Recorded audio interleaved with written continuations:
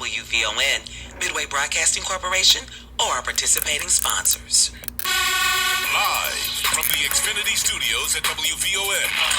We're your original social media. You're listening to Inspirational Perspective with Linal Harris on 1690, The Talk of Chicago.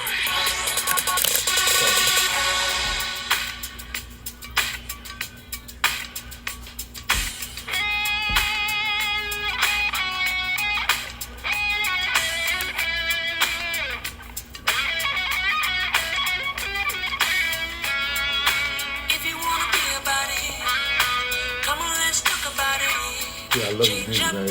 Your intro is freaking.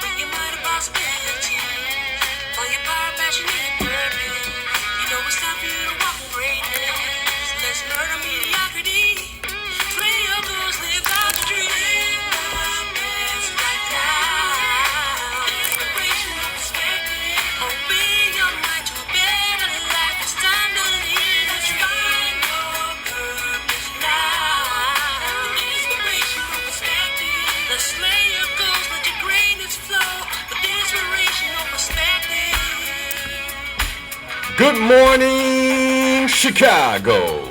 You're listening to Inspirational Perspective. I'm your host, Linal Harris, your very own life coach right here on WVON 1690 AM, The Talk of Chicago.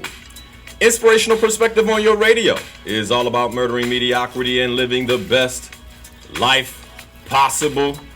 So as I ask you every Sunday morning, are you living the best life possible? And this is the place to be to explore that possibility. Well, good Sunday morning, everyone. Excited to be here. First Sunday of December, last month of 2020. And we're back to discuss the fundamentals. And boy, am I excited about today's guest, because we're going to be talking about the fundamentals of work. And when you're talking about work, you want to make sure that you're discussing it with someone who is willing to do the work. Period. And that's what I believe. But man, it's been an interesting morning already. I can't wait to talk to my guest about it. But my guest, former Marine, served the United States of America in the Marine Corps. Lifelong entrepreneur. Understands work, understands how to do work, has experienced quite a bit of success as an entrepreneur, didn't come overnight, and is here to share with us this morning what he believes are the fundamentals of work. Before I introduce him, there's a quote by Thomas Edison that I want to just bring him in on, because I know he's going to have something to say about it. And that quote is, opportunity is missed by most people because it is dressed in overalls and looks like work. Welcome to the show, Mr. Matt Sapaula. How are you, sir? Good morning, Linal. Great to be here, brother. Man, happy to have you. And man, real quick, Matt and I, we experienced quite a bit of resistance. I experienced a bit more than him this morning, looking to come into the station. But how do you, I'm just going to start with this question. How do you handle resistance in your work? And how do you handle resistance overall when you know you got to go, stuff starts getting in the way? Yeah, that's the first sign that you got to grow. I mean, if you're feeling resistance and you're saying, A, I hate this, or B, I embrace this, it's your choice. And most times when you feel resistance, usually there's something good coming around the corner. You just got to be diligent in perceiving what that is. Hey, I promise you guys that did I cue that up? Did I tell you what to say? No, not at all. Man, you heard what he said. Whenever there's some resistance, that means there's something really good around the corner. That's it. And your attitude, throughout that situation will determine which answer you choose. All day. And this is what I was saying to myself from the time I started experiencing resistance this morning to now. Man, this show, this day, there's something special about this show. There's something special about this day. if I keep running into things. I mean, accidents on the express, you name it. Yeah. We ran into it. I ran into stuff at home. Right. Here we are. That's it. So, Matt, I'm excited to have you, man. Have you back in the studio this morning.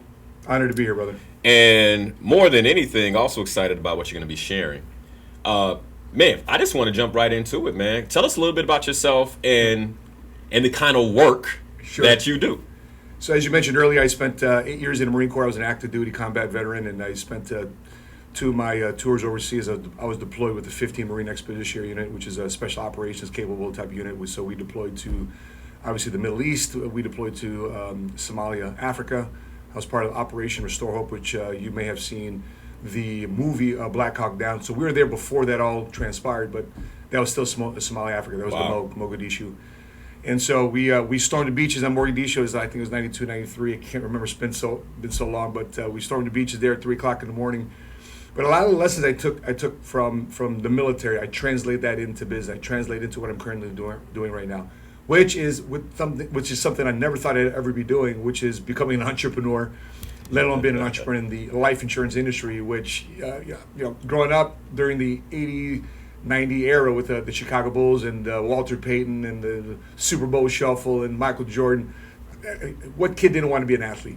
Right. Especially in Chicago. Right. But I've been now in the insurance industry now for 21 years. Next month, Linal will be saying 22 years. But it's been a wild ride, going from nowhere, going from, no college degree, no background, thinking that I was indifferent, to going through a lot of self-identity. Who am I? What do I stand for? And I'm thankful for the gift of entrepreneurship, this wonderful economic system called capitalism, that allowed me to change my life and provide what they call the fancy words economic mobility, to go from nothing to something and go from basically the rags to riches story. Man, love it. So Matt, I want to just start jumping into these fundamentals, man. We've had a couple of conversations about fundamentals, and I mean I know you well, so I know how you think about the work that you do. Yeah. And so the first place I want to go is, man, you one of the notes you sent me was the very first fundamental you put. And you talk about being able to distinguish being busy versus productive. Yeah. And I'm guessing that's your first fundamental of work. Sure. And I love it too, because it's basic as it sounds, and many listeners are probably shaking their head like, yeah, I know for me, I got to constantly ask myself, is this busy work or is this actually taking me somewhere? So break this fundamental down, okay. And then I want to ask you a few more questions to make sure the listeners really get this. But how do you think about busy versus productive? Yeah. So one of the things that, because obviously I run a sales organization, we have 17,000 licensed agents across the country, and we happen to have a large office here in Oak Brook Terrace, Illinois area. But I train a bunch of sales guys. We have internal operations staff. We have our social media staff, content creation. And one of the things I'm always asking them, always asking myself is this allowing us to advance forward? Is this getting us to move forward? Is this allowing us to push the needle? Or if you're on the sales side of things, you're more on the entrepreneurial side of things, is this making us money? Sometimes people get too caught up doing the preparation. I'm getting ready to get ready. I'm getting ready to get ready, right? But the day goes by so fast, and next thing you know, what did I get done? You were busy today.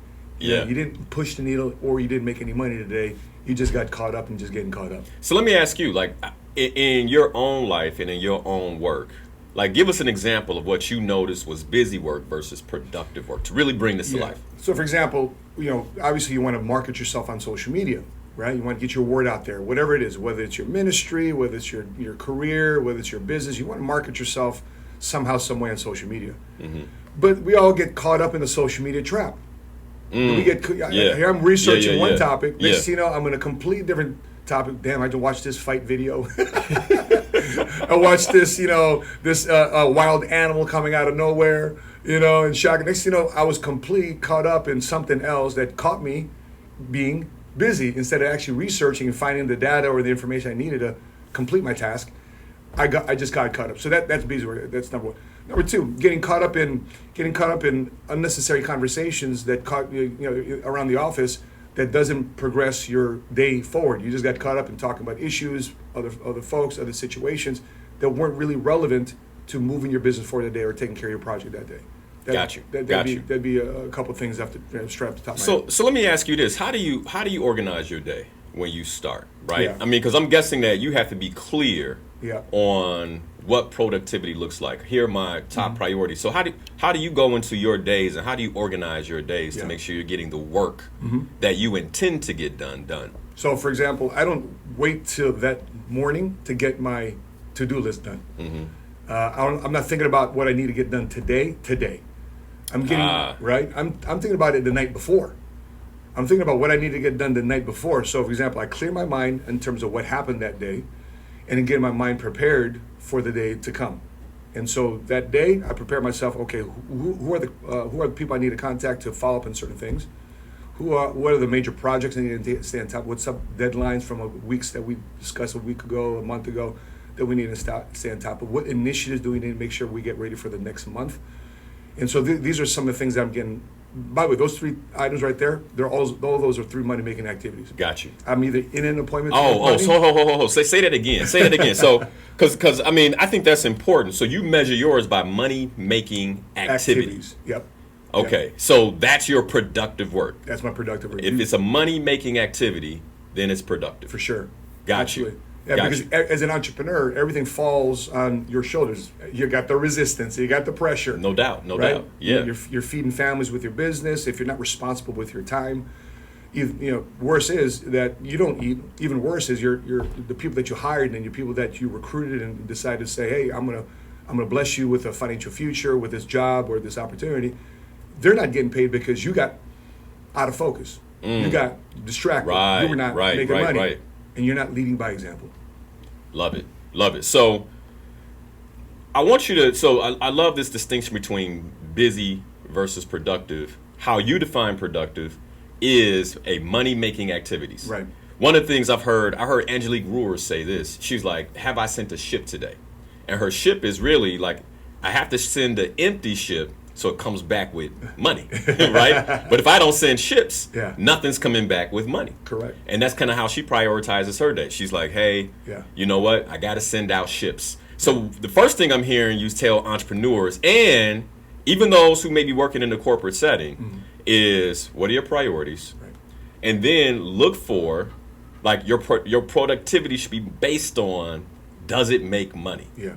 I think if I'm talking to somebody in corporate America, I'm saying, does it create value for the organization, right? Is this aligned with your organization's goals? So that way, you're working on things that actually matter. In an environment like this, if you're not bringing value every day, I mean, you're an entrepreneur, but you're also a boss. Right. Correct. I'm sure you'll send a pink slip in a second if you're like, this person's no longer providing value. You're fired. But of course. I mean, by the way, there's the commonality between an entrepreneur and what we also call it as an intrapreneur, right? You take the same desire and ability and ambition as an entrepreneur in corporate America. We call those intrapreneurs.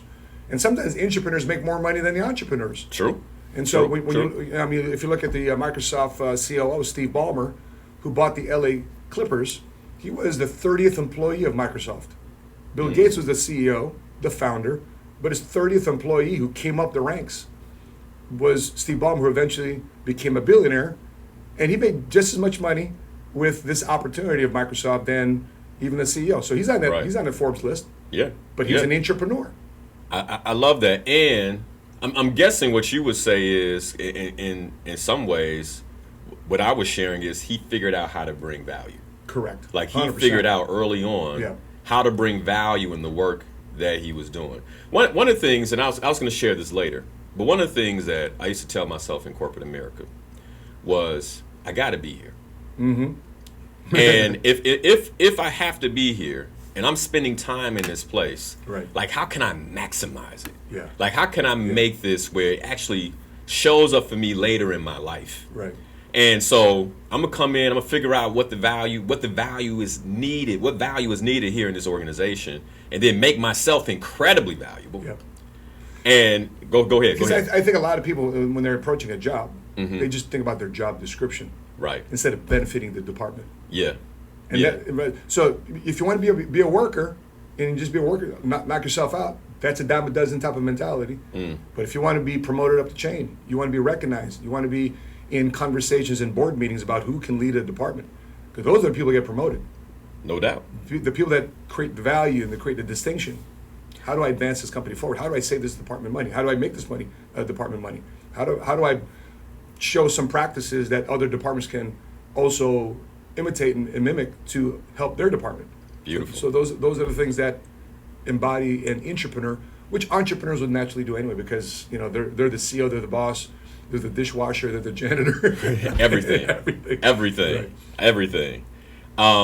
So you have this breakdown in the busy versus productive set that you call, you distinguish different skill sets. Right. And I want you to share a little bit about that with me, because what you share with me in terms of skill sets, average skill, excellent skill, unique ability skill. Right. So what does that mean? And why is that important in the work that we do? So when I started my insurance career, right, in the insurance business, I figured out really quickly I can rock with the software, create illustrations, right? And I said, wow, I didn't really realize this is how money works. This is how money grows. Comparison, analysis, all those type of things. But that didn't make me money, because I got to sell it. I got to explain it. I got to find a client. Right? That's first and foremost. So I got caught up being busy. I remember a good friend of mine, he was also in the Marine Corps with me. He and I separated from the military together. But he was good at finding the customers, finding the clients, finding the groups that would buy, finding the groups that he can get in front of. And then he'd come back to me, hey, Matt, you know how to run these reports, right? Yeah, I do. Dude, show me how. And I think he was teaching me a lesson. I don't think he was really doing this intentionally. Right. But he had 12 cases for me, 12 different case studies. I run right, boom, this is a package you put together, but this is the company you use, dude, awesome. Dude. I'm thinking to myself, I just gave him work to go make money, but I made no money. He's like, thanks, Matt. And he's off. And so where would that fall in skill sets? Like in how you broke out these skill sets? Like where does that fall? Like, because what I'm seeing is he was in some ways focused on what you were talking about earlier, right? Which is like he was the money making work. He was focused on the money making work. Right. You were good at the reports. That doesn't necessarily make money though. So it really breaks down to three major categories, right? Number one is my average skill set. Number two, B then would become your excellent skill set, and the third one, C, would be your unique ability. Okay, so for example, I found that coming into the business, you let you come in something with usually an average type of skill set because you're just learning it for the very first time, and then after expressing it a couple times, doing it a couple times, oh, I'm pretty good at this stuff. Okay, I'm excellent at doing it. Okay, and if I'm excellent at doing it, I can take the skill set and continue to progress it.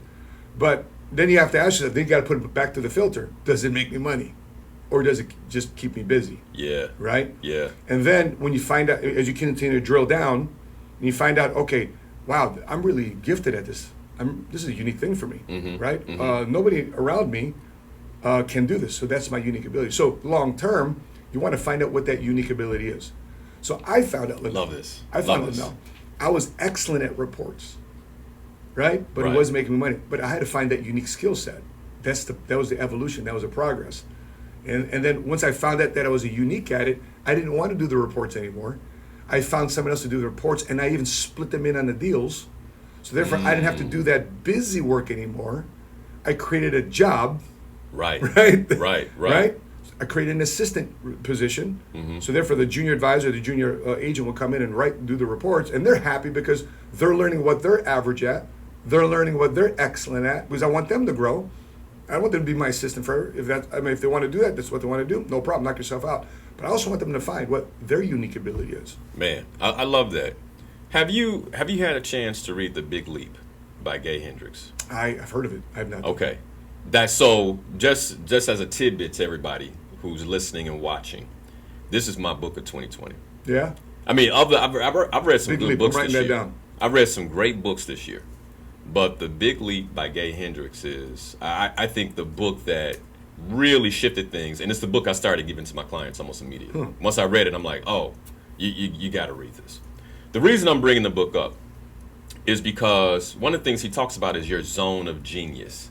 And I'm guessing that... But the goldfish coming out the book. That's it. Okay. Yep. And so your zone of genius, right? When I hear you say your unique ability, Yep. I'm guessing that it's something close to it. And so I want to ask you a question that's a bit off script. But Matt, you've been incredibly successful as an entrepreneur. What would you say is your zone of genius in your work? Like, what's your zone of genius? Like, when you're there, you're flowing, Yeah. and you're not only displaying that unique ability, you're making money. Yeah. Like that, Sure. the work you're doing results in money. What would you say yours is? Mine would be the connectability and the likability factor. Okay. Because the connectability and the likability factor, if I'm able to relate with them, I'm able to connect with them, they might give me a shot to them trusting me Got you. to help them make a decision, a life Right. decision, a financial decision, a business decision, potentially even, and a lot of what we do is manifested also into the personal and sometimes even spiritual Right. type of decision. Right. And so when we're talking and we're connecting, and I've got my headphones on, or I'm there in a coaching moment, I can be in that moment forever. I can be in that moment. I look up, man, 2-3 hours just went by. Does that feel like work to you? Nah, not at all. Yeah. At all. Yeah. That's how you know. That's That's how you know it's a zone of genius. And what I'm hearing you say is, in the capacity of work, when you're in that place, Right. not only are you being productive, not only are you displaying your unique ability, you're also making money. Boom. And it doesn't feel like work. No. Man. I had an IBM executive. I participated in this thing. It's called the Alternative Board. Long time ago. About 10 years ago, I took a survey because I kept messing with this guy because I didn't, before I had my own office, I was using one of those executive suites. And the executive suites, this guy always showed up in, blue shirt, and I was messing with him because his shirt always matched his eyes. I said, "What's up, Big Blue?" And come to find out, he used to be a consultant for IBM. Right? Yeah. And so now he's created this business called the Alternative Board, where he creates, you pay into a membership, and other business owners, entrepreneurs get together once a month to be our board to one another.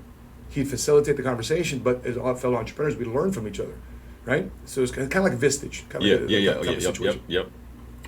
And so he had me do the survey. He did this. I did the survey and blah, blah, blah, blah, knocked it out. He comes back with a survey. He goes, "Let me ask you a question." I said, "Do you love what you do?" I'm like, he asked me in a way like he challenged me, but like I was in the wrong career. Yeah. "Do you like what you do?" I'm like, "Yeah." I mean, really? "Do you like what you do?" "No, bro, I love what I do." Yeah. "Well, why do you ask?" Like I was out defensive. Right. Because he flipped open a survey because it says, "Matt, based on these surveys, based on your personality profile, your emotional, all these different quotients and all these things we went through, you are the same person at the office. You're the same person at home. You're the same person at church. You're the same person at the gym. You're the same person, blah, blah, blah, blah. You love what you do. You're the same person." Because when I do this, people have to be a different person at the job. You have to be a different person at the Well, I mean, we're assimilating, right? Like many of us, we're assimilating in the workplace. We'll talk a little later about how that impacts the work. Because because that takes work, man. Yeah. Assimilation is hard work. Yeah, or stressful. Yeah, it's stressful. It creates tension, Yeah. and it takes the focus off the real work. That's right. I love that. Yeah. I love that. So, average skill, excellent skill, unique ability, and what we just kind of figured out here together is that unique ability is kind of mixed in with that zone of genius, and this is the work that doesn't feel like work, that is productive work that makes us money. I would say the skill set I had the hardest time giving up was my excellent skill set. Yeah, hey, no doubt. Because people say, if you know that saying, if you want it done right, do it yourself. Wrong. Because I might know how to change a tire. But I might be pretty good at it. But should you be changing But I tires? should be changing tires. Right. This is Yeah. not, well, at least to me in my context, in what I want to do in my life, that's not money-making activity. It might be a money-making activity for somebody else who owns a tow trucking service. Yeah. But to me, that's in the insurance industry, or me that wants to build a company not in the automotive industry, that's not I might be excellent at it, but it's not my unique ability. I love that. So we discuss very quickly like how to do the right type of work and how to think about the right type of work. One of the things you share too is that entrepreneurs in particular, I believe this is for everybody. And I'm going to tell you something. For those of you who listening who are not entrepreneurs, and you've already kind of said it, take the entrepreneur like kind of mindset. But having that entrepreneur mindset in the workplace, because most organizations, I'm talking to CEOs and CHROs, and they're saying, hey, we're looking for people who have skill sets that we need in the corporate environment, but we also want them to have an entrepreneur mindset. Because, in this environment, it's so competitive, they're looking for people who are, hey, we can make money like this, boss. You know, they want people who can think that way. You talk about the 3 types of days every entrepreneur should have. Right. And so break this down for me. Like, why, if I'm an entrepreneur, why should I be thinking about my days differently as I go into them? Isn't every day hump day? Every day work day? Like every day I should be going hard at what I do? Yeah. Because that's what you hear a lot of times, right? Yeah. People get out there and say, hey, these guys with bulletproof coffee saying 5 hours of sleep, man, work. Yeah. You're like, it seems like you disagree. What would you say? I do heavily. I took this mantra early on in my career. I invest heavily into coaching. If it wasn't for the coaches in my life, the consultants in my life, I don't know where I'd be today. But I invested heavily in my life. A lot of my revenue from business went back into coaching. So I got it real quick on coaching, because I think sometimes people believe that those of us who are successful, I'm very overt about the fact that coaching helped me, but I'm a coach, right? So people are like, of course, coaching. How did coaching help you? Before we get into these 3 ways, like how did coaching support you in who you are and what you've built? Well, coaching helped me decide what is the difference between busy work and productive work. That's number one. I like that. Right? It helped me figure out what the skill sets then I needed to go from average to excellent to unique ability. Coaching helped me see the picture, which I could not see because I'm inside the frame. Mm-hmm. Right? If I'm inside the TV, if I'm inside the frame, I can't see the overall picture. Yeah. But a coach can see it from a different perspective, different angle, from their own experiences, right? Right. And their experiences, I can't remember who said this, but he said the reason why I see further is because I stand on the shoulders of giants. Yeah. In my life, those giants are the coaches and the consultants. I love it. And one of the ways that I talk about this in coaching is you're in your life. And so let's say right now you're standing on Michigan Ave, right? What can happen this morning? You call me like, yo, man, there's an accident. The expressway shut down, right? And so you're somewhere I'm not. And you're providing perspective that I can react to. Yeah. In coaching, what we say is, my job is to get you to 30,000 feet where I am. So when I look at Matt Sapaula, I'm not in your life. Mm-hmm. So if you're saying, hey, man, this is what's going on in my business. Here's what's going on a personal level. Here's what's going on in my relationship. Right. As a coach, I'm 30,000 feet. If you're on Michigan Ave, all you can see is Michigan Ave. That's it. But if I'm 30,000 feet up, I can say, hey, you might make a left, get on Lake Shore, right? We're in Chicago, by the way, for those of you listening, and other places. But get on Lake Shore Drive, or no, don't go to Lake Shore Drive. Yeah. Make a right, go down the state. Yeah. But that's 30,000 feet. Yeah. And then as the client, you're saying, oh, okay. And as you get there, you begin to realize, wow, it's nice to have that perspective from someone who has altitude on my life. Yeah. Oh, hey, storm's coming in. Get the umbrella out. Yeah. Oh, by the way, brighter days are ahead. Yeah. So that's what coaches do. I love that perspective. I love that. All right, so let's get back to this conversation regarding these three types of days. Yeah. Yeah, I got this early on. Again, as I was saying, early on in my years of getting initially coached, to coach me what the fundamentals were. So if you are going to do busy work, and you have nobody else to delegate it to because you're it, right? Mm-hmm. And you got to get the busy work done, the preparation work done. I call that a buffer day. It's a buffer day. Okay, I'm gonna buff this. I'm gonna take a quick step back. I got to work on the business, not in the business. I got to work on my career, not necessarily in my career. For some people, that might be a retreat. For some people, that might be a business planning day. For some people, that might be the time you do the reports and the prep work. Right. So therefore, when you do put the PowerPoint together, you are ready for the money making day, which is another day. But the first day is your buffer day. The next day you should have is a free day. Okay. Recreation. Whoa! Wait. Recreation, and recreation comes from the root words recreate. You're recreating yourself. You're recreating your vision. You're recreating your path. You're recreating because you're taking a step back. Recreation, free day. The phone shouldn't be going off. You shouldn't be on your phone. If you're on your phone, you're taking pictures of your loved ones and whatever you love to be in, because that's allowing you to sharpen the saw. Back from the old Stephen Covey book, 7 Habits. Got you. So let me ask you this: like, how does Matt Sapaula spend his free day? Like, how do you recreate? I'm easy. Let me just wrestle around with the kids. I'm gonna wrestle around with the kids. See my chiropractor, see a massage therapist, and I'm gonna talk about some Swedish massage. I'm like, get deep tissue, get up in it. Let's make it happen, right? Matter of fact, I have a mouth guard.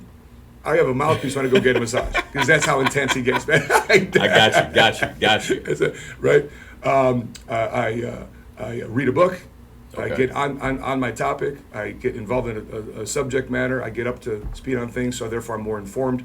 That's a free day for me. Got it. And like, where do these free days fall?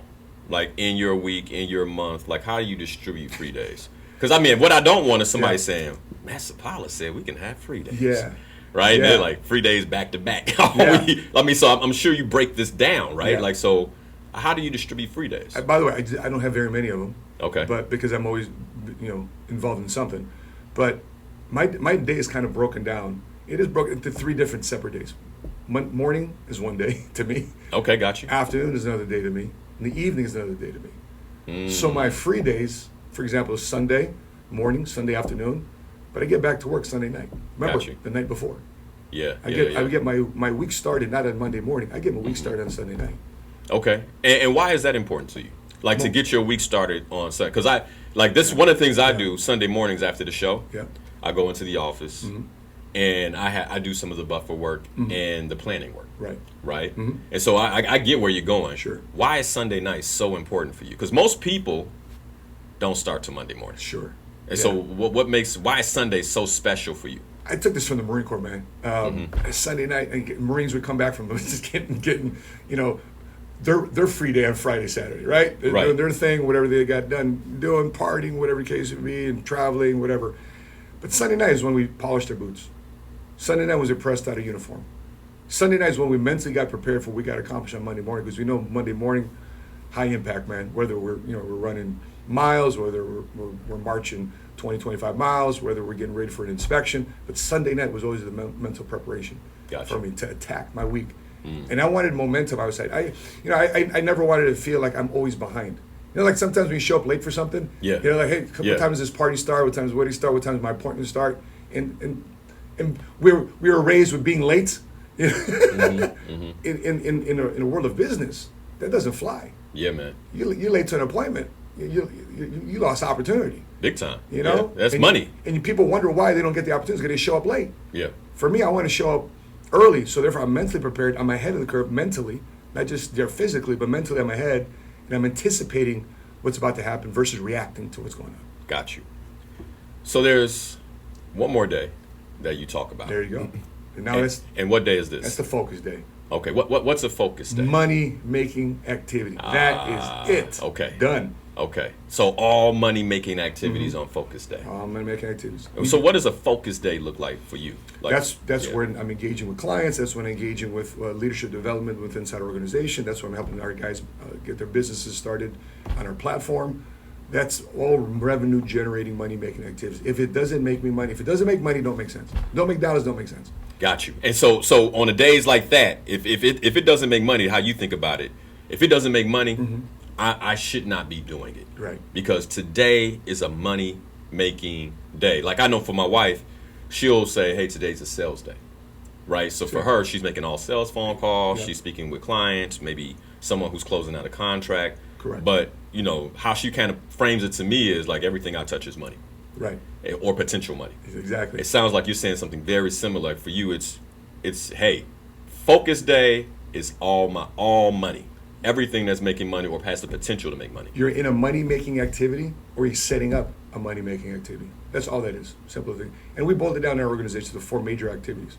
If you catch yourself not in those 4 money-making activities, and it happens to be your focus day, that's your guide to get. So what would you say those 4 are? So for us, is making phone calls, outbound phone calls, the outreach. Okay. Right? The second one, seeing clients. And let's slow it down, because one of the things I know, Matt, is almost every entrepreneur has to make phone calls. I don't know anybody that comes into some entrepreneurial scheme. If it's not a phone call, it's sending out cold emails. Sure. Right? It's something you're reaching out in some capacity. Marketing outreach. Yeah. When Mark Cuban purchased the Dallas Mavericks, right? First thing he did, and he's a billionaire. He purchased the Dallas Mavericks. Right. You don't do that because you don't have money. Right. You don't do that because you're not successful. I mean, the league has to prove that you're the new owner. Yeah. So you have to have some level of success. Obviously due diligence. So billionaire buys the Dallas Mavericks. First thing he does, he goes, give me the season ticket holders. Give me the list of season ticket holders. Calls all the season ticket holders and said, listen, I want you to buy season tickets. We're going to create a winner here. We're going to win a championship. I want you to hold on. I know this is the league's funniest team right now. Right. Yeah, because back when he got him, Dallas was not good Who was at all. Dallas Mavericks? Yeah, they weren't good at all. Who was it? And then, by the way, I played high school basketball with Michael Finley. Okay. Proviso East. Okay. Right. Danny Boy, Sherelle Ford, Michael Finley, those three. It's like playing with the NBA. I went to Morton High School and I'm watching these guys fly through the air. All I saw literally in those 2 games is just Nikes just flying through the air, eye level. Flying past you, right? And I'm 6'3", right? These guys, I'm like playing against these guys in the NBA, and next thing you know, NBA career. But Michael Finley, when he was over there, they weren't the greatest team. He was a great player, but he wasn't the greatest team. Yeah. But he made phone calls. So he's out there making calls, smiling and dialing and creating relationships, right? Customers, relationships, season ticket holders, relationships, create relationships with his community. And look at him today. Yeah. So for us, you have to make phone calls. You're a politician, want to run for office, Democratic Party, Independent Party, Republican, doesn't matter. You have to make phone calls. Hey, vote for me. We brought on a guy yesterday. He's heavy. He was heavy in politics, and even he had to stand in front of the Jewel, asking for his signatures. Yeah. And then when he got those signatures, he's got to create a relationship with people who have access to people that he can influence and share his views. You gotta get out. No matter what you do, you're a pastor. Hey, I want to let you know about my church. Yeah. God is good, but I want you to come to this church. Right? Got you. You got to get out there. You got to outreach, and that's why these small groups are created by these ministry groups, because it's small groups that attract people to the church. So you have to have some form of outreach all the time. So Matt, we're coming up to the top of the hour, man. When we come Already? back, yeah, man. It's all time flies when you're having fun, brother. So when we come back, I want to ask you, how does a person who is afraid to make that first phone call, how do they get over the hump? Oh, yeah. Right. And so when we come back, we're going to talk about that. When we come back, also, I know we're going to be talking about how to make millions, the 3 habits that someone must use to make millions, coming from someone who has made millions. Mm-hmm. And then I know you also want to share the number 1 move to make in 2021. I'm looking forward to that, man. That's it. So don't go anywhere. You're listening to Inspirational Perspective. My name is Linal Harris, your very own host and life coach. And we've been talking fundamentals of work with Matt Sapaula. Matt Sapaula, who is the host of the Seven Figure Squad. Yeah, baby. There we go. And also the Chief Distribution Officer for PHP as well. Here in the studio with me this morning. Excited to have him on the show. Don't go anywhere.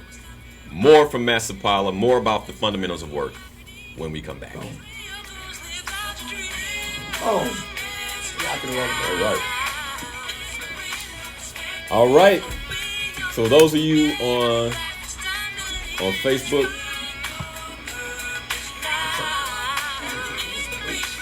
Check out.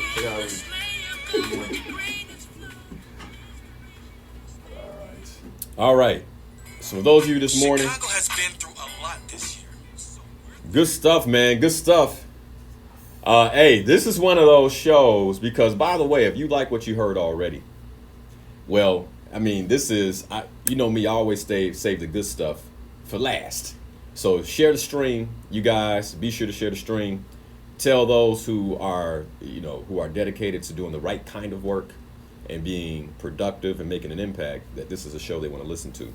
Man, I'm excited about having you in the studio this morning, Matt. Matter of fact, let me go ahead and split the screen up and let's see what questions that Boom. There we are. There we are. Let's see what questions that those are streaming on Facebook. I don't know if your guys have questions. I know Sure. My guys might have questions. So let's see what questions people may have. I'm going to split the screen up here real quick. Questions. And let's see what questions people might have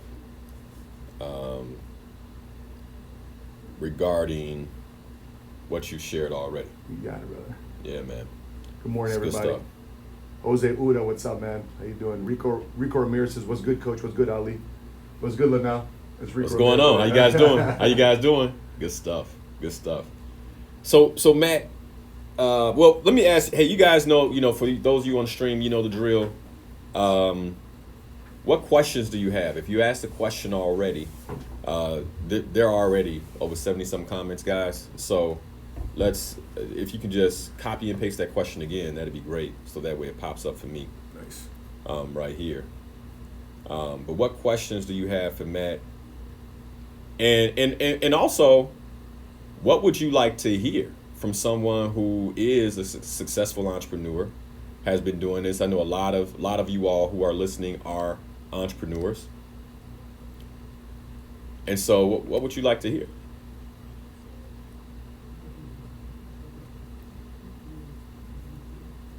Just looking through the stream here real quick. Yep. Have you gotten a new iPhone yet? I haven't. It's the camera is just ridiculous. Is it really? It's ridiculous, man. Man, here's the thing. It takes time. It takes time to go pick out the phone and all that. Man, I was like, I'm gonna get another phone over Black Friday, and You're an Apple guy, huh? Yeah, you Apple guy? Yep. Yeah. Okay, here we go. If you find yourself working every day, how do you make time for the rest of the day? There you go. If Ooh, that's a good question. if every day is bringing you money. Yeah. So how do you, so it sounds like every day they're making money. Yeah. And so this sounds like someone who's trading time for money. Mm-hmm. Mm-hmm. And so what they're asking is, how do you make time for the rest of the day? I'm guessing to decompress, Yeah. and let me know, Kimberly, if I'm getting this right, to decompress, to relax, maybe to do buffer work, etc. That's it. I mean, back to recreation, the free day. Yeah. There's certain days you just don't do anything. So what you're saying is, hey, you might have to take a day off. You have to. Have to. You have to, Yeah. because you can't work. The whole saying, burning the candle from both ends. Yep. Eventually that person's gonna burn out. So you gotta find a way to integrate your family, what you're doing. You gotta find a way to integrate your what you like socially, what you like, from a hobby standpoint, and integrate into what you do. And find a way to enjoy all that together. I mean, my kids know that, hey, daddy's life right now is committed to become a first generation cash flow millionaire, so therefore I can bless you and multiple generations. And when you say cash flow, Matt, explain for the people listening what Yeah. you mean, because I think sometimes cash flow Yeah. is one of those terms that people are like, all right, like Yeah. for instance, Yeah. the young lady who just shared this might be saying, well, this is cash flow. Okay. Is that what you think cash flow is? Trading time for money? No. Or okay. No. So no. how do you define cash flow? No. The worst way to make money is trading time for money. Mhm. You have to find an exponential way to make money, which I'm sure we'll talk about later on in terms of what multiple streams of income, myth, misconception, true or false, should you have multiple streams of income, and well, initially, Right. And so the conversation by getting it up off the ground. If you are constantly finding yourself working, nothing for what you want to do, it's gonna be a short-lived career or business. Yeah. So you got to find a way to integrate fun. If you're not having fun, but with that being said, if you're having fun doing it, which I gather you're not having fun doing because you're asking a question, Right. right? If you're not having fun doing it, you got to incorporate something free. You got to take the time to separate, because when you take the time to separate, recreate yourself, right, and go back in, to make you're better. Got it. I got another question here. They say, how do you handle things when life happens? I'm guessing, like, how do you handle work when life happens? And I'm guessing unfortunate circumstances, events. Anticipation, man. You got to know people in your life are going to die. People in your life are going to have to go to the emergency room. You get an emergency going to happen when your kids are at school. You anticipate, you have a flat tire. Wealth building is all about anticipation. You got to think in advance how you're going to act. All right, we're coming back. Some great questions. We'll get to some more on the show.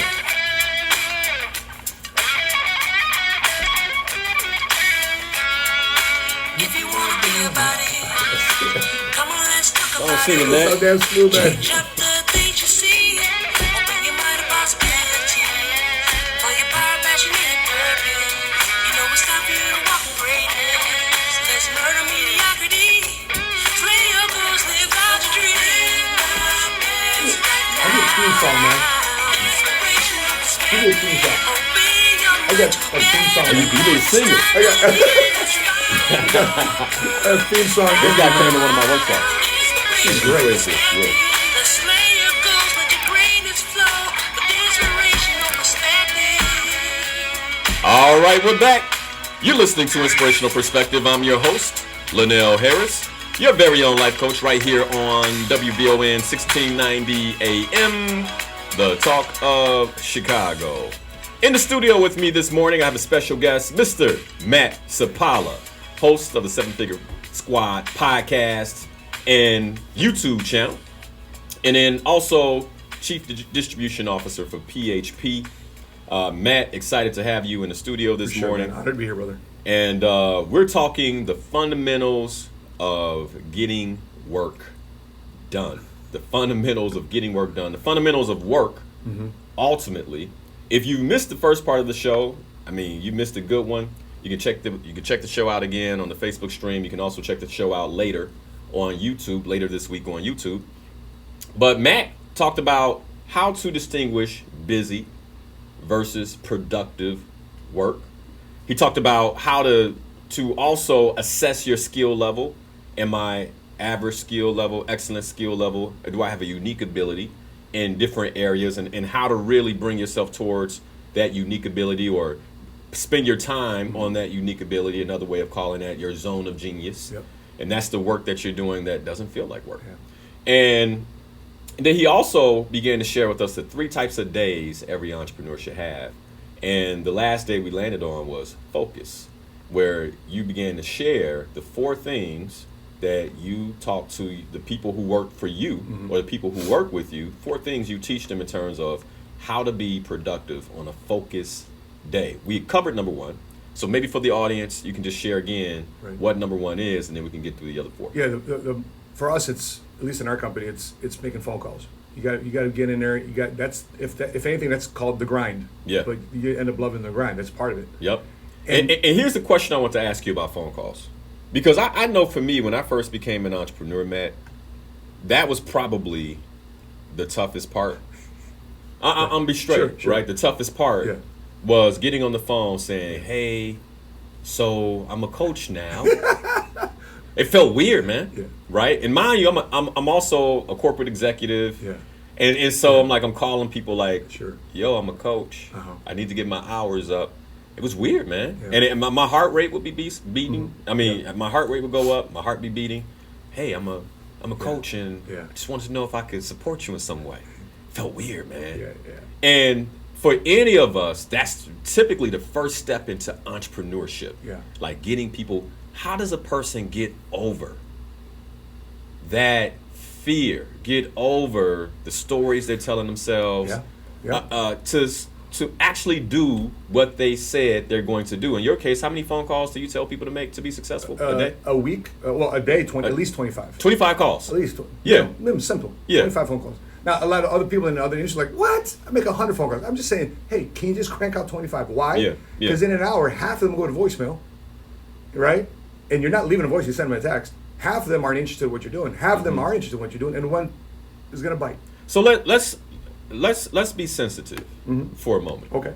Because we both were new at this at one point. Yeah. And when you say 25 calls to me, the 2020 Linal says, let's do it. I got it. Yeah. Right? Let's do it. Right?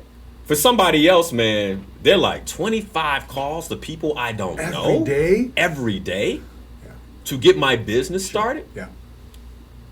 What are some of the coaching tips or what's some of the mentorship that you share with people on your team on how to get through this? Number 1, you got to be clear on why you're doing it to begin with. Yeah, I love Why it. are you doing? Why deal with the pressure? Why deal with the resistance? For me, it was this or go back to war. It was this or I might come back with half my mind. I might be missing a limb. That's how serious it was, at least for me. Yeah.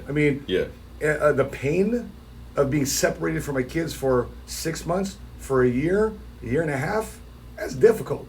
And you are not having any control about what happens to your family when you're deployed overseas. Something goes down in your family, a bully at school, you miss the first birthday, the first steps, the 1st everything. You can't do anything about that overseas. And you're like, I'm sacrificing all this stuff for what? These people don't even like me over here. Right. You know, these people don't even want us over here where we're handling this conflict. And so it was either make phone calls or go back to that. For other people, it's either that or go back to something you don't like anyway. So what I'm hearing you say is we need to know why. As entrepreneurs, you have to know why you're embarking on that new business. Correct. You have to know why you're making every phone call that you make. You have to know why you're making yourself uncomfortable. Right. I love that. We just did a team. We did a team retreat in Dallas, and we watched the movie Pursuit of Happiness. And Chris Gardner, it's either he's a single dad now, the mother's child left him. It's either I do this now or we're staying in a shelter with my son. Yeah. And I got these bone density scanners I'm carrying around all over the damn place. Oof. Right? Yeah. It's either I sell those, which I dreaded to begin with. I regret as soon as I signed a contract to sell those damn bone density scanners, or get my career started with Dean Witter and have a lifestyle and the opportunity, right, that these guys have. And how did it play out for Chris Gardner? Yeah, pretty well, because he stuck with it. Yeah. Well, and one of the things that I love that you just brought out, he sold the bone density scanners too. Sure. The thing that was unsellable, he sold. He found a way to fix it. He found a way to fix it and sell it because he absolutely he was clear on his why. Right. And I think when I think about people who are successful, who are really successful, right? The people that come to mind sometimes are people like Steve Harvey sleeping in his car, right? Tyler Perry sleeping in his car. There's nowhere else to go. Yeah. And so the things that made them uncomfortable is like, well, I got to do it. And what it puts me in a mind frame of, and I'm sure you see this all the time, many of us, we have good lives. Yeah. Thank God. And well, thank God, but what I will say, and I see this happen in coach, as a coach, is we have good lives, and because our lives are good, it's very difficult for us to really grab a hold of a why that will push us so we can go to the next level. Yeah. Because guess what, Matt? If I don't make this phone call, I'm still gonna sleep in a warm bed. Yeah. True. Right? Yeah. I still got a roof But you over put my layers head. and layers and layers and years and years of work to do that. Yeah, That's why I say right. thank God, because that's where it comes from. Right. So when I'm thinking about you starting with your why of why you're doing this to begin with, like how bad does it really have to get for you to actually start making phone calls? How only when it hurts and do you feel pain inside or not, do you decide to get stronger? Yeah. And that muscle to make those phone calls, the muscle to make a career decision, to take a leap of faith, you talked about the book earlier, The Great Leap. Yeah. How bad does it really have to get for you to take that great leap? And like it really that. isn't that great of a, and you look back like, what was I scared of to begin with? It wasn't that bad. Most of the things that we manifest as fear is all false. That we make this big monster, and next thing you know, it's the little Wizard of Oz coming from behind the curtain. Yeah. Yeah. And I love that too, man, because you and I now we're laughing at 25 calls, right? There was a day where that wasn't laughable. Yeah. I mean, it was where it would be like, for sure. Yeah. whoa, you're looking at those 25 names and your heart's beating. Yeah. And what I'm hearing you say is basically, hey man, once you get into the trenches, you begin to develop a certain level of comfort in the trenches. Right. And then you can go to the next level. So what's number 2? In terms of the money making activities that you give to people. In our business, in our context, you got to be seeing clients. You got to be seeing You got to be clients. seeing clients. Gotcha. That's because the phone calls lead to that Seeing meeting. clients. You got to be transacted business. So your skill set should be at the level of, okay, now I got a customer, I got a client, I got to close. I got to find out what the problem is, potentially provide a solution in the most ethical way possible, and then we have a client. And so Number 1, call. Number 2, close. Yeah. Number 3 for us is expanding the growth of our business. We need to hire and fire the right people. Recruiting interviews, hiring interviews, because I need to add to my team. Gotcha. I need to grow my organization. I can't. And people think, well, I'll just have a stack of applications for people. No, that doesn't automatically come like that. That's why Indeed's up there, Monster's out there, because those are virtual applications people pay money to get access to. In the meantime, you got to find good people to be on your team. You got to find good people that have a vision. If you got people that have a market, you got to find people that have influence and credibility to bring that adds value to your organization, so I can build it. You know, I've had the pleasure of seeing so many people come through my doors that are smarter and brighter and more talented than I am, and I want them to work with me. Yeah. And I sell them why? Yeah. Because they may be in a career that nobody's selling them a vision. They may be a career nobody's thinking big. It's just a grind. They don't want to do it. The third money making activity is helping the new people get started. So let me ask you this before we go to helping the new people get started. One of the questions I got on Facebook when you and I were on break was, when should you let a prospect that has potential that won't act go?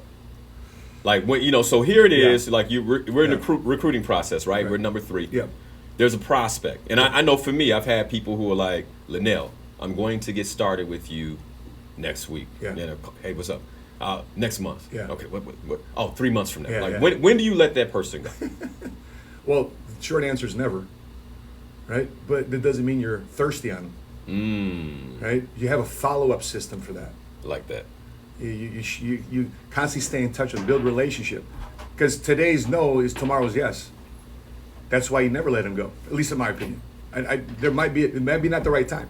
Got you. So sometimes people are in a process of making the decision, and they've never really made a lot of key decisions before in their life, and they just don't have that muscle yet. And you got to be patient with them, right? But back to what I was saying earlier, how bad does it have to get for them to want to have to make a change and do something before they decide to get stronger, make a decision for the better, and take that leap of faith? How bad does it really have to get? And sadly, I've seen so many people that's come through the halls of entrepreneurship, the world of entrepreneurship. I want to change my life, feed my family, take care of my family, retire my parents, retire my wife, blah, blah, blah, blah. All these great goals. But boom, sometimes they just, there's full-time entrepreneurs, and sometimes there's once upon a time entrepreneurs. And I've seen it. I love the way you answered that question, and I want to give an example to bring it to life for the listeners. So I was at a conference some years ago in Arizona and met a doctor.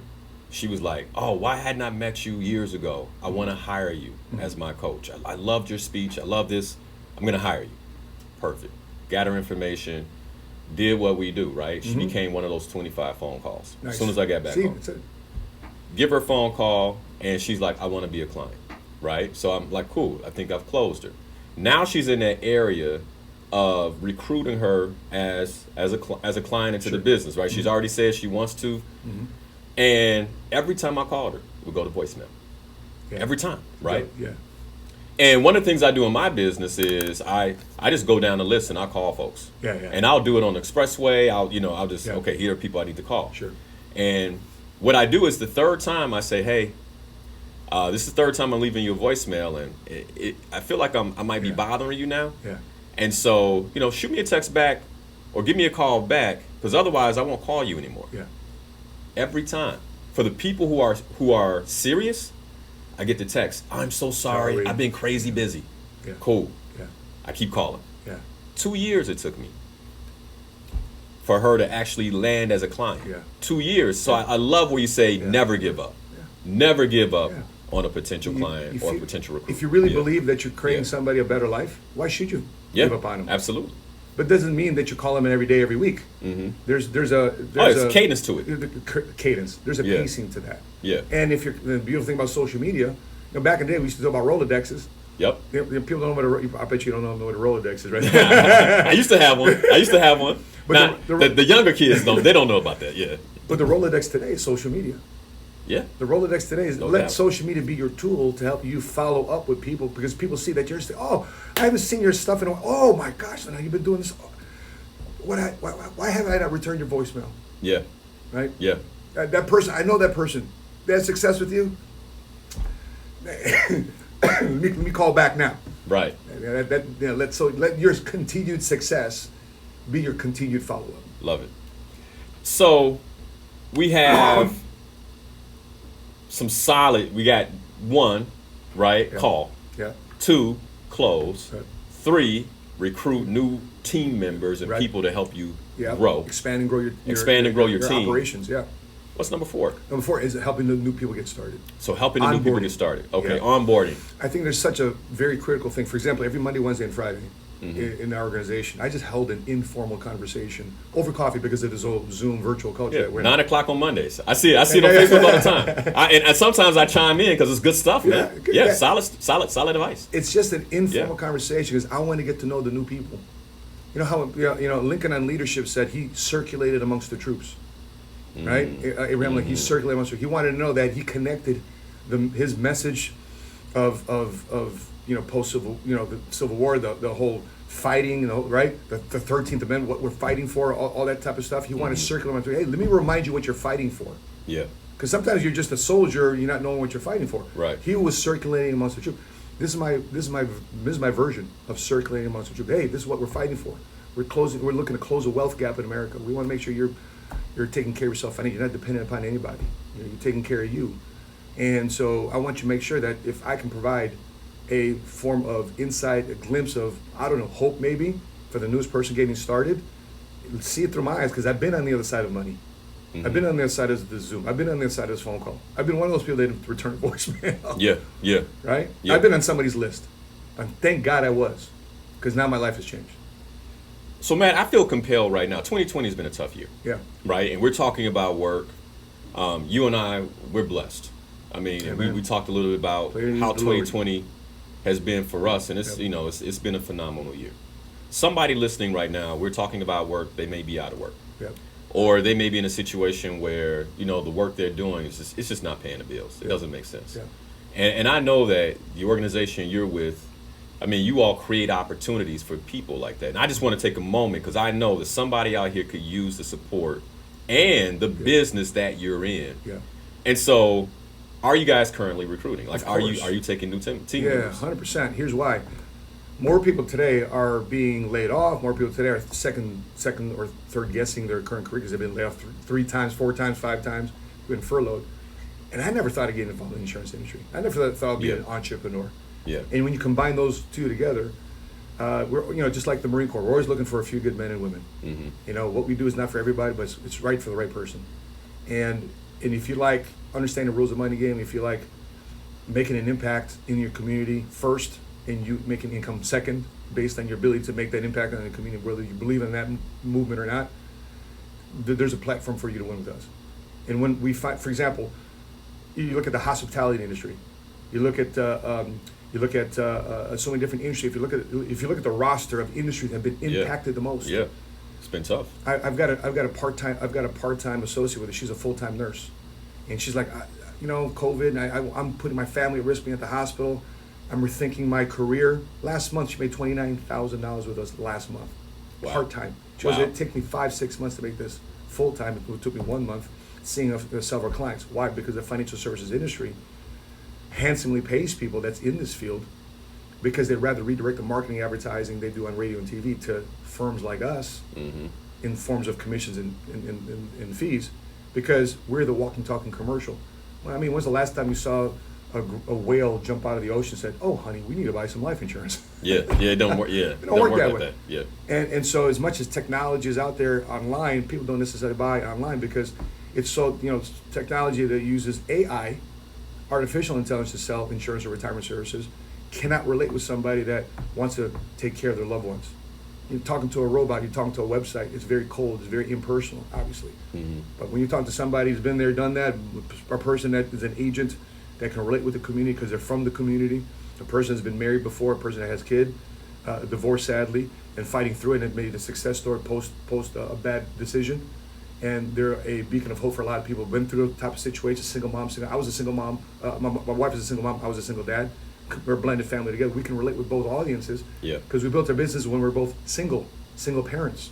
So those are the type of aspects that people find relatability to and say, oh, I want to buy for somebody that relates to me. And that's the type of person that understands me because I've been in their shoes. got it. So, Matt, here's what I want to do, and I'll share on a personal level, right? My mom is on your team, and Hi, Mama Mildred. she's watching right now. My mom is on your team. And she's been working this business for quite some And time. your mom's competitive, by the way. Oh, yeah. Your mom, I was like, whoa, she's like sneaking competitive. Like, we never thought. And the point is, she's kicking all these young bucks' butt. Your mom. And let me tell you, man, so last year, I went and got licensed myself. And part of the reason I got licensed is because that's my mom. I'm like, hey, I trust my mom, hands down. Mm-hmm. And so if you're going to be in a conversation about your financial services, about your financial well-being, I tell people, hey, talk to my mom. Mm-hmm. Talk to my mom.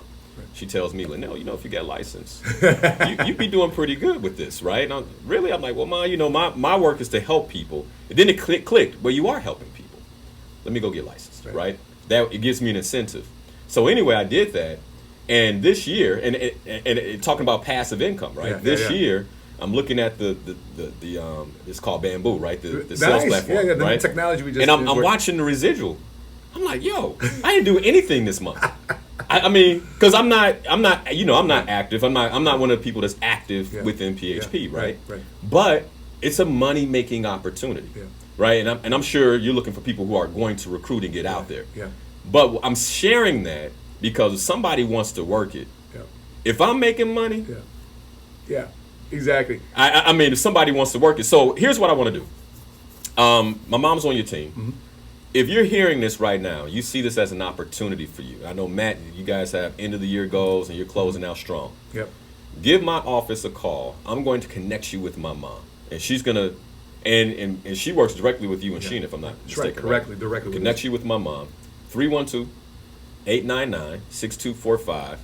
Call the office. Say, hey, I heard Matt Sapaula. I want to be on his team. I'm gonna get you connected tomorrow, right? Because that's what we call focus work. That's it, man. You'll be on the list. Right. You'll be on. Yeah. That's a call. That's a call you'll get back. Right from me. You want to be on. Yeah. Kind of like Mark Cuban. Hey, what's up? Yeah. And we'll get you connected because I'm sure people out here listening, they're waiting for an opportunity. I gave that Thomas Edison quote that often opportunity shows up, but we don't know it because it's dressed in overalls and it looks like work. And you got to work. But I want to just take this moment and share that. Because that's the kind of work that you do, and you've supported a lot of people in transforming their financial well-being. I mean, it's a blessing, man. We're looking at what we've paid through Bamboo. We've paid our guys during the pandemic this year $9 million. We've paid our agents over $9 million. Wow, that's amazing. Right, and that's the report since October. So I haven't even calculated November yet in that report. But we paid our guys $9 million of.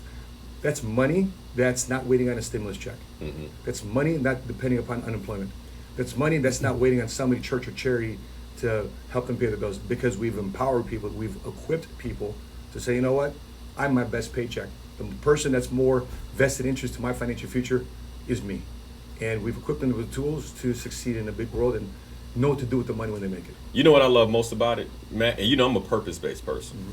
And I'm all about impact. What I love about it is, to me, that figure, 9 million, equates to the number of people who have made financial decisions that are going to support them in their hardest moments. And that's not just death. Yeah. I think a lot of times we think about life insurance in terms of death, right? Yeah. But also in terms of living. As an entrepreneur, I mean, my wife and I have policies because if for some reason, my brain and how it functions in my head is good. If I bump my head and it takes me a while to kind of get back on my feet, what am I going to do, right? And I can have some residual coming in, but I'm not at the point where that's going to cover everything. And so, insurance. Correct. And so, I love it because it supports people in a way that helps them support others and ultimately helps them build a legacy for their families. It's beautiful stuff. And we're in an industry that's been the least impacted by the COVID. It's been least impacted by the recession. It's the oddest, it's the weirdest thing. And so our guys, you guys are number one. Yeah. Doing it for the safety and convenience of their home or office without having to expose themselves to, possibility of, going the COVID.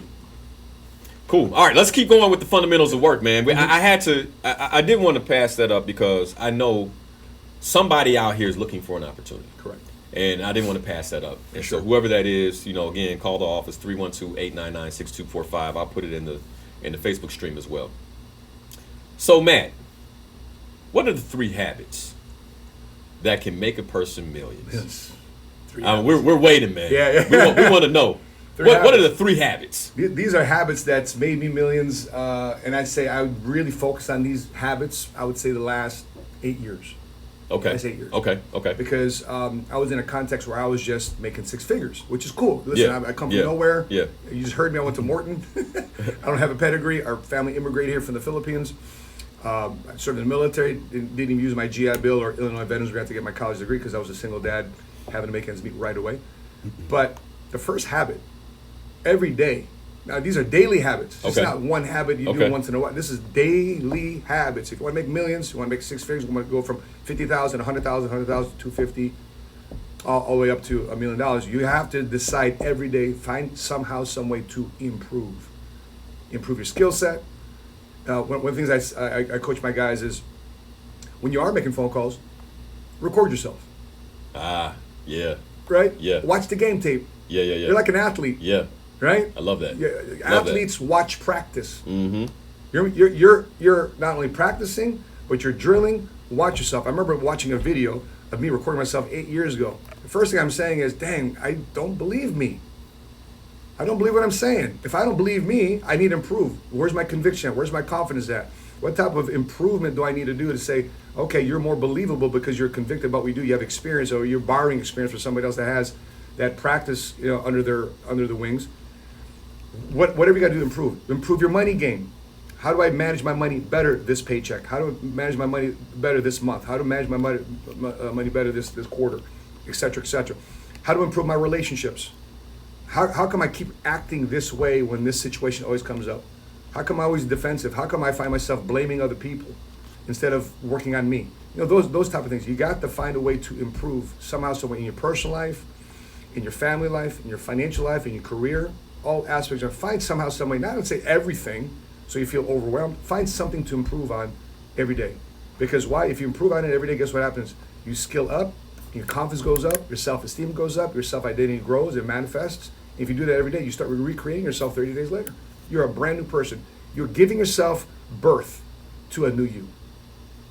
So Matt, give me an example of a competency or a skill set you had to improve to get where you are now, right? Like you heard like the phone call, you take the phone call, you're like, I wouldn't believe me, right? Yeah. Give me an example of a competence or skill, man, that was big for you, that you knew you had to improve to be where you are now. Let's just go with phone calls, because to me that was the most important things. Yeah.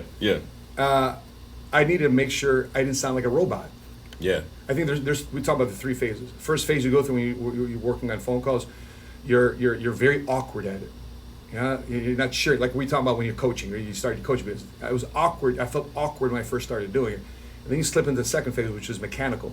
Okay, now you sound scripted. Yeah. Right? Yeah. And then hopefully over time you stick with it long enough to improve, and you improve that skill set. Third phase then you slip into is now natural. So that was a phase I had to slip into to be natural on the phone, and not to say be on script. So when I'm coaching people, here's a general script, but you're gonna know I'm gonna be going off script based on what they say, and that's not just in IQ. That's EQ. Yeah. It's emotional intelligence. Yeah. Being aware. That's good. Person aware, self-aware, socially aware. Keying in on them. Oftentimes people in business, entrepreneur, or in sales, or you're running a department, you're so focused on you're not even hearing the other person. And the other person's already giving you the answer. But you're so focused on your doggone agenda that you don't hear them. They've been giving you the answer. Yeah. By the way, you know how I've been masters this skill set? My kids. Yeah. My kids are telling me, they're screaming. I'm that's what they want. Yeah. And because they don't know how else to say it. So by dialing into, and by the way, I've got kids now. My 3 older kids, my 25-year-old son Ruben and twin girls, Melanie and Soledad. My apologies for screwing it up. Hey, I love it. And I love that example too, man, because it reminds me of a situation with a coach I was mentoring. And so we jump on a call, they're calling potential clients, and they're running a spiel past the potential client. The client's like, yeah, let's go. And they're still selling. Shut up. Right. Close and I'm deal. texting them like, yo, what are you doing? Let's get off the phone. Take the damn order. Yeah, get the order. And they're like, and the other thing you're going to get is like, yo, they said, but it's just it's a skill we have to improve. Right. Man, I love it. That's it. Great one. All right. So what's number 2? Number 2, advance. All right. You got to find a way to inch your business forward. So improve every day, but advance your business every day. Focus day, buffer day. You got to find a way to advance. You got better today. No matter what, I didn't get caught up in getting caught up. I didn't get caught up being busy. I advanced today. I may have closed the deal today. I might have closed the deal the next day, but I've advanced getting closer to that deal because in business, or if you're a project manager, eventually over time, as you see the markers every day, you improve and improve. You're getting closer and closer and closer to an end result. You're going to meet your deadline or ahead of your deadline.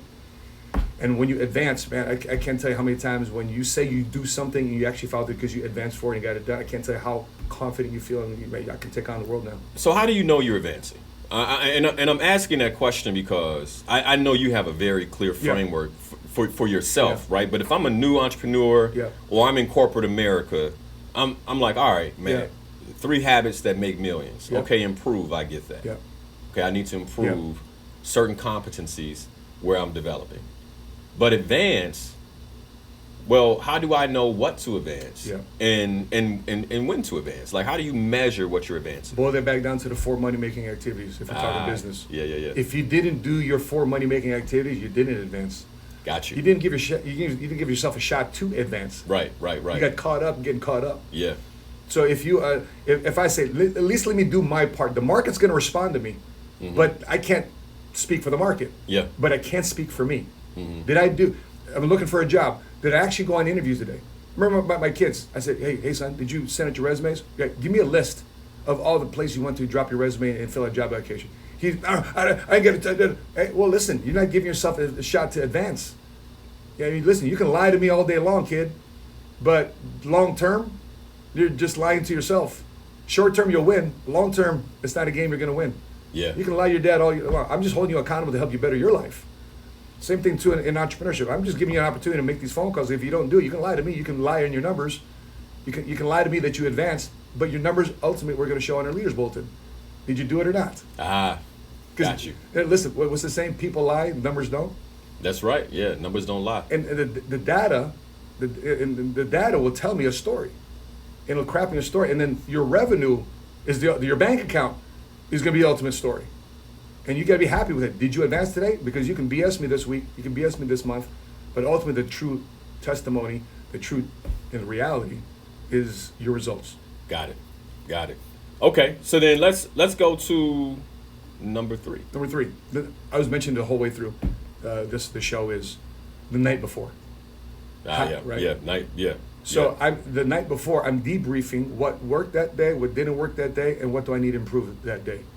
And then I put on my to-do list for tomorrow and say, okay, I need to make these phone calls. I need to improve this skill set. I need to advance this initiative forward. These are the things I need to anticipate. So I plan my day, not the day of, but the night before. It allows me to get ahead, allows me to have mental clarity. And my wife is my last appointment of the day. She and I get together. Hey, babe, how was your day? How was your day? So we get to reconnect at the end of the day because, we're in business together.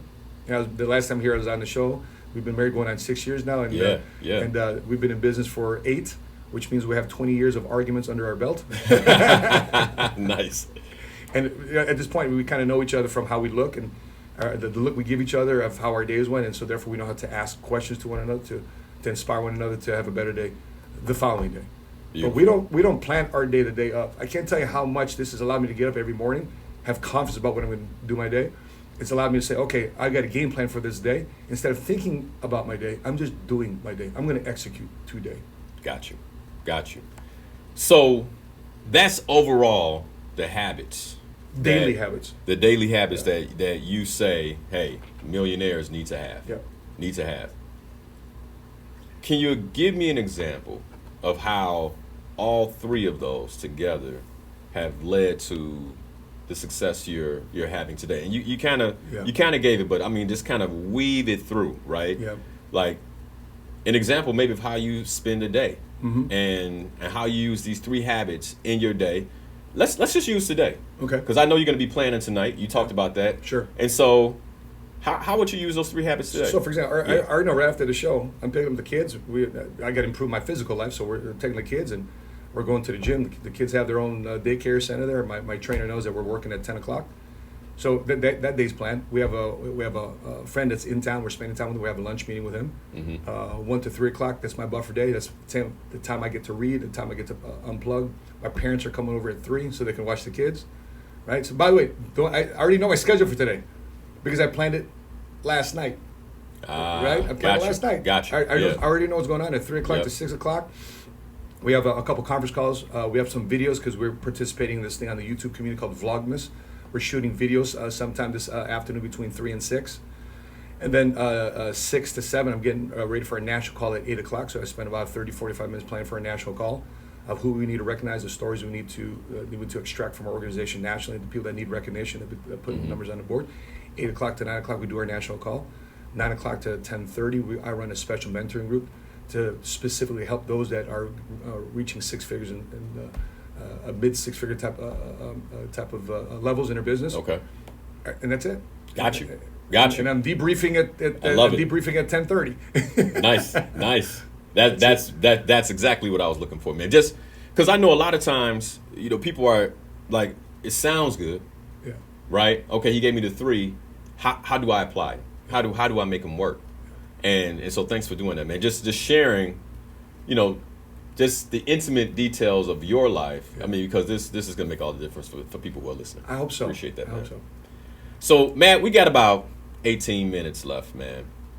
And I don't know how much time we need to take to discuss the number one move that people need to be making, right? But when we think about Yeah. work, Yeah. right? I know one of the major components of my work is planning, right? And thinking about You what's love this next. answer then. Yeah. And December for me is, typically November, Yeah. December, I turn into planning months for the upcoming year. Yeah. And I'm supporting other people in doing the same. What's this number one move, man? I mean, the number one move that you're suggesting Yeah. people make in 2021. You're gonna love this answer because you're a planner, right? Okay, yeah. So the number one move, you got to do everything you can to be very clear about what you want for 2021. Clarity. Yeah. Like I'm noticing yeah. driving into Chicago today. Yeah. It's Chicago is a beautiful city when it's clear. Yeah, Right? When it's clear, right? Yeah, no I mean, doubt. It's yeah. like this landscape, this what Yeah. we call this skyline. It is stunning, and the skyline just continues to be built. I'm looking at Chicago being built, the infrastructure continues, but buildings being built. It's just stunning to me, and I've been born here and raised here. It's to me every time I come into downtown, it's stunning Yeah. to me how beautiful this city is when it's clear. Right. It's Right. It's clear. When it's clear. Yeah. When it's not clear, it's you're not sure exactly That's how. a great example. You're not Yeah. sure exactly how beautiful the skyline is. You don't know. You're not sure what you get. And oftentimes, people step off into New Year's resolutions. Back to the night before. You should plan in 2021 the month before. What's 2021 going to look like? Yeah. Because oftentimes people find themselves in a career, in an industry that's been heavily impacted by something that they don't really like and they continue to do it. I don't know why. Or B, they've been affected heavily by the pandemic and they've realized, hey, pandemic's telling you, hey, right front and center, this is probably not a career that's going to be long term for you. Yeah. This is probably going to be a business endeavor that's going to be long term for you. So whatever that is, you got to pivot, you got to adjust, you got to adapt because you're very clear. And oftentimes people stay stuck in tomorrow, this week, this month. They're not thinking 5 years from now. They're not thinking 10 years from now. You know, Tony Hsieh, who the founder of Zappos, who just sadly passed away last Right. week. One thing his friends always say about him, he was always thinking about 20 years from now. Yeah, man. He's Yeah. thinking 20 years from now. People can't even think about next month. He's thinking 20 years from now. And people don't even think about that conversation until somebody brings it up. Yeah. And so, if you want to have 2021 being the best financially prosperous year, and I'll start with financially prosperous. Not to say that money is everything, but man, does it solve a lot of problems. It elevates you above a lot of the crud that goes on in our lives. Absolutely. Because when emergencies come, one of our guys, he got a flat tire, blew his tire. Yeah. In our mind, it's a flat tire. He needs to go get a new tire. Come to find, the other one's balding. It's $500. $500 for most people. For both tires? For both tires. Oh, he was good. He was in good shape, man. Yeah, for both tires. You're right. Mine will be. Alignment. Right. But an emergency Yeah, like that, yeah. for somebody who's been saving, and they finally had $500 in Oh, yeah, in that their kills emergency them. account. Kills them. One Yeah. emergency, done. Wipes him out. And it took him months to save that up. So if you want to be clear, if you don't want to get your butt kicked in 2021 by a $500 emergency, by a $1,000 emergency, by a $10,000 emergency, don't let a $200 problem kick your tail. Yeah. if you don't have $200, $300, $500 to invest back into you, you're letting money kick your tail. Yeah. Because you're not clear. You're not clear that you're getting your butt whooped, financially speaking. So what I hear you saying is cast a vision. Like cast a vision for what you want to create in 2021. What is it that you desire? What type of life do you want to be living? And also not just 2021, 5 years, 10 years, 20 years. Which, by the way, opens up the conversation for the financial moves that people make that work with your organization, right? Because if you're thinking only about today, well, you know, what PHP has to offer is not that important to you. Correct. But if you're thinking about tomorrow, if you want to think generational wealth, yeah, you got to ask yourself, what do you want to pass on to your kids? Well, I want to leave my kids a legacy. What is that legacy? Yeah. Do they just bury you and forget about you? Right. Listen, my wife and I, we spent time. We got clear with our estate planning attorney, and we put together a trust because we have a blended family. Something happens to me, X amount goes to the kids. We decided on a lot of things. I decided something special I'm doing for her long after I'm gone. I'm going to do for her. I'm not saying it on the radio because she's probably going to hear it. Right. But I talked to my attorney. I wanted to do something special with the money I have. I want to put some money aside. I want to do something special for my wife once a year, every year, long after I'm gone. Nice. It's gonna be the weirdest thing. I said, babe, I'm gonna bless you even when I'm in. But that's, I mean, how my attorney said it is, you are still basically, in many ways, instructing the people you care about and supporting the people you care about beyond the grave. And I told the kids, hey kids, I may not have been the best father, knew what he was supposed to have his next moves were when he was raising you as a single dad. But if you play your cards right, you guys are gonna be multimillionaires. Beautiful. I'm not giving it to them, by the way. Right. I'm showing that if you play your cards right, you're gonna be multimillionaires. You're gonna tell them the cards to play. Correct. Right. You do your part. I'm gonna do my part. Instructing beyond the grave. Boom. Yeah. That's it. Yeah. And for example, clarity. Which, if you're clear, then the question you're asking yourself then, if you're clear, is then how do I get there? Yeah. So if I want to go to Hawaii, am I gonna take the bus there? Am I gonna take the train there? Am I gonna fly there?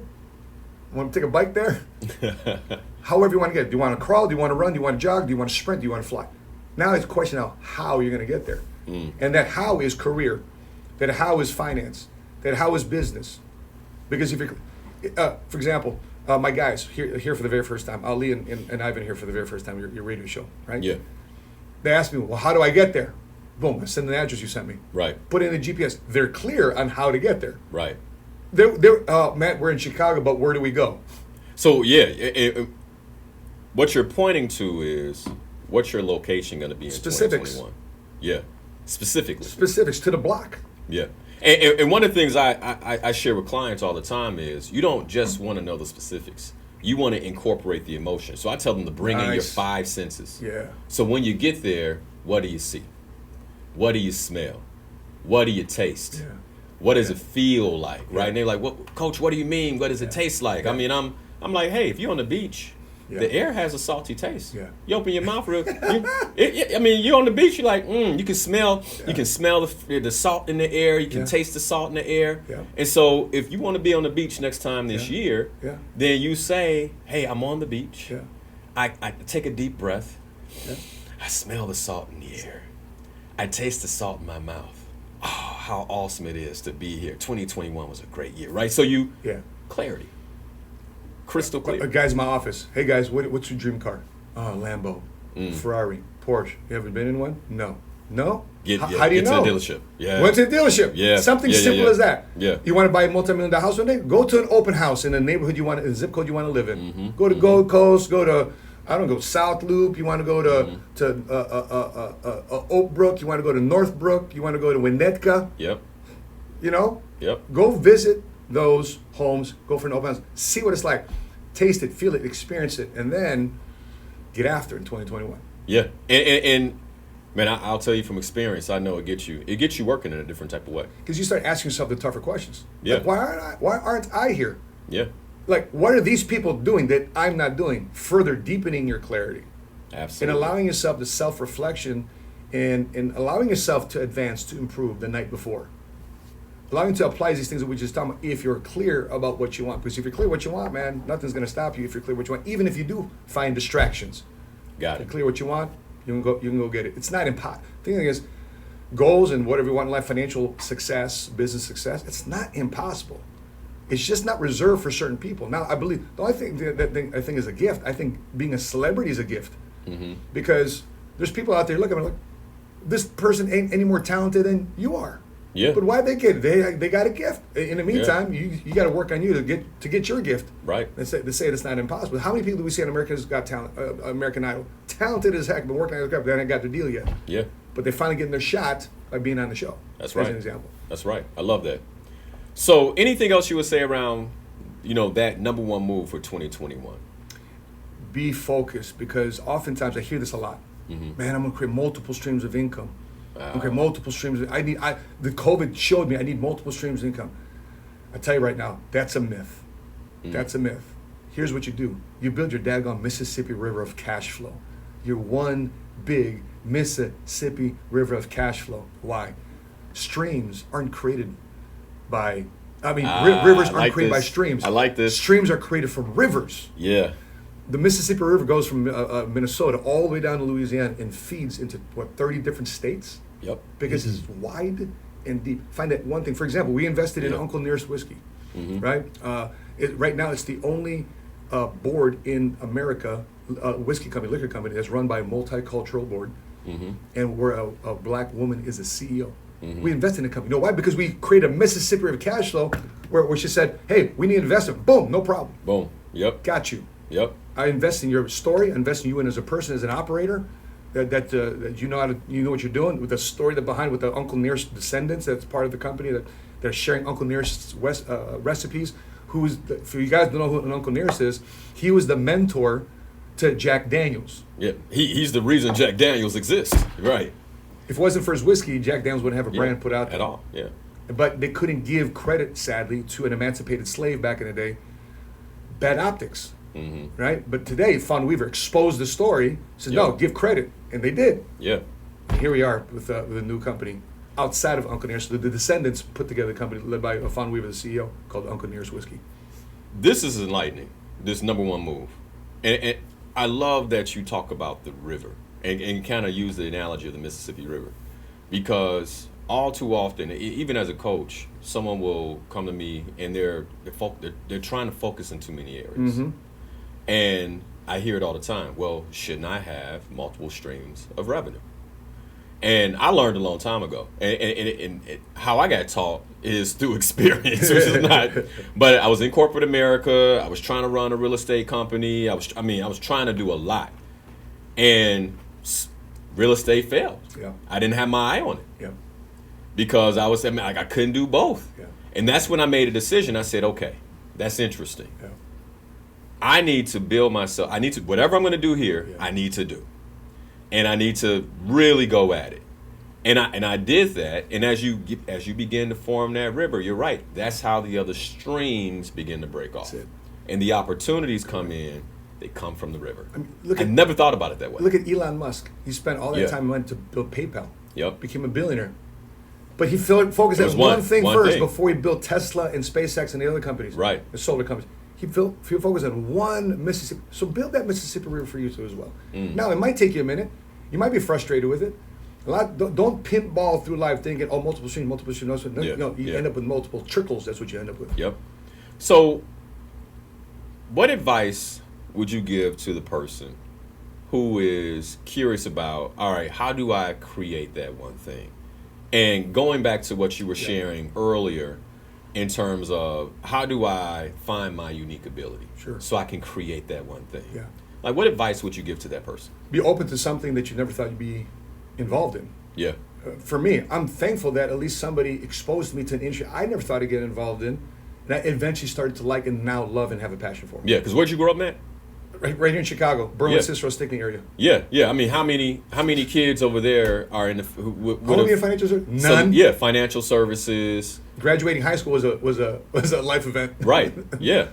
So it's not like I was raised around money, or on people that aspired to have money. They just, hey, what are you doing after that? Oh man, hopefully I get a job. Yeah. Hopefully I graduate. That was the level of aspiration in my high school. But if you're open to something that you never thought you'd do, you allow the world then to present you something that you just might find a unique love and passion for eventually. When did you realize you were good with people? Like you connected and you were good with people? I would say probably 4 years after leaving the military. Okay. And were you in the financial services industry then? I was. Okay. So I got involved in financial services just because I was survivability. Okay. Right? So here's something to do. It's something to do. It's a grind. I got to do this because I can't wait 3-4 years to get a college degree and hopefully get a job. And the insurance industry showed me how to make money this month. I eventually found passion. I eventually found the love for doing it 3-4 years later. Admittedly, it may not be the answer that everybody wants to hear, but that's my truth. I found a passion for it 3-4 years into it. I said, well, I'm really taking a liking to this. I really love getting out of bed to see people's eyes light up when I share with them these financial concepts. Got it.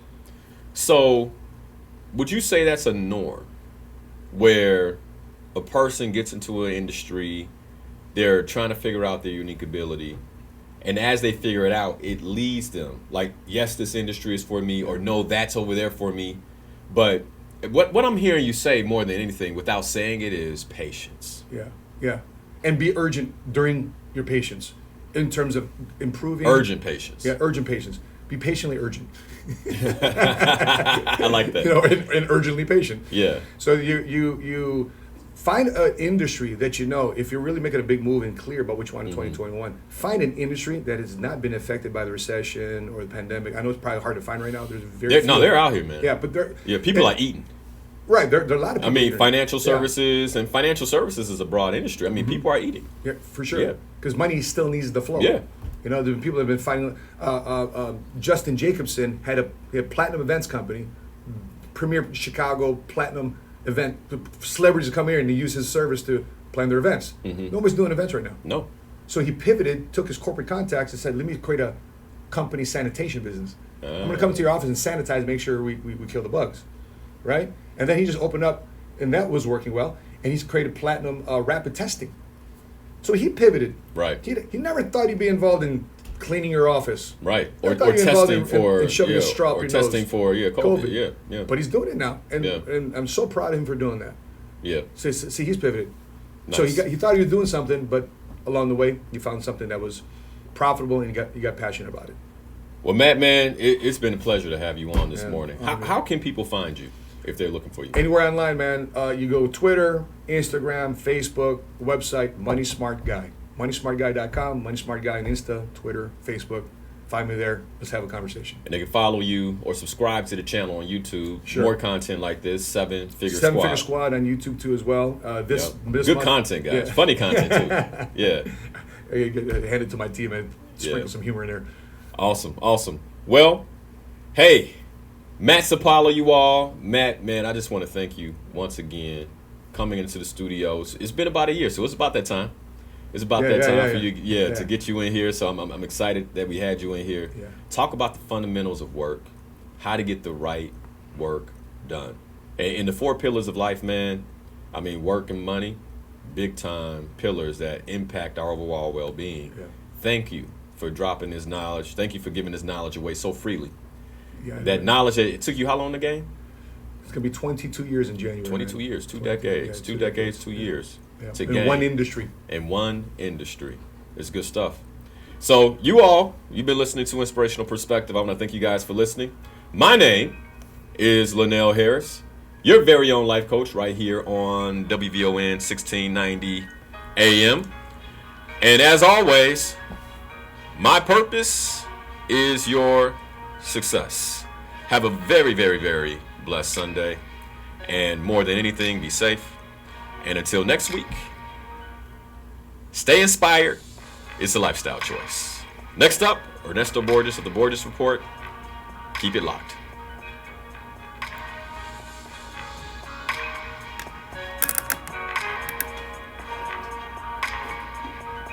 Boom. Good stuff, brother.